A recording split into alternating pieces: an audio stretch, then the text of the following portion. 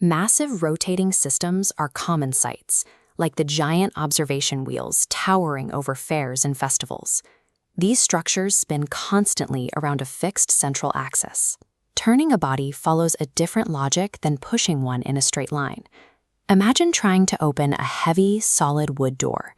If you push directly on the metal hinge, no matter how hard you strain, the door will not move. Standard linear physics states that a massive force should create a massive acceleration. Force equals mass times acceleration. Yet here, a huge push results in zero movement. If you slide your hand halfway across the wood and push again, the door finally begins to swing, though it still takes a noticeable amount of physical strain to overcome the inertia. Move your hand to the outer edge near the knob and push at a 90-degree angle. The door swings open rapidly with minimal effort. The exact same muscle power produced completely different results. For rigid bodies fixed to an axis, the location and direction of the force dictate the outcome as much as the magnitude of the push. To calculate this motion, we need a rotational equivalent to linear force. We call this quantity torque, which accounts for both the physical push and the exact geometry of the pivot. Let's break down the geometry of a push. This diagram shows a top-down view of our door. We set the mathematical origin at the hinge. The distance from that hinge to exactly where your hand makes contact is the position vector, labeled r. A position vector is a mathematical line that denotes the location of a point in space relative to an origin. Next, we map the force vector, the direction of your push, labeled f.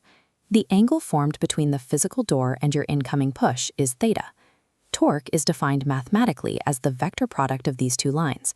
Tau equals r cross f. A vector product is an operation between two vectors that results in a third vector perpendicular to both. The magnitude, or strength, of that torque is determined by multiplying the length of r, the strength of f, and the sine of the angle theta.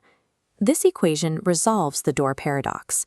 When you push directly on the hinge, your distance r is 0.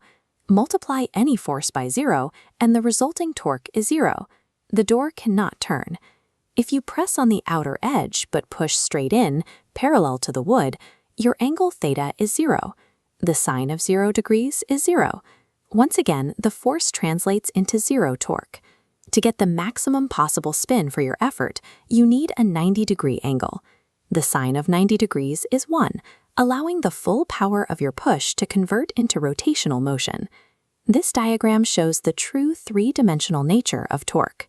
While your push and the door exist on a flat horizontal plane, the resulting torque vector points straight up, running precisely along the axis of rotation. Just as torque is the rotational equivalent of force, a rotating object has a rotational equivalent to linear momentum. We call this angular momentum, denoted by the letter L. Similar to our previous equation, angular momentum is the vector product of an object's position relative to the axis and its standard linear momentum, represented by the letter P. Together, torque and angular momentum govern the physics of spinning objects. They dictate the mechanics of everything from a microscopic molecule tumbling through the air to a massive planet turning on its axis. We can now write the rotational version of Newton's second law. Instead of force equaling the rate of change of linear momentum, torque equals the rate of change of angular momentum over time. Force is the only thing that can change an object's straight-line speed. Torque is the only thing that can alter how an object spins. You can see this clearly with a rapidly spinning bicycle wheel suspended by a single string.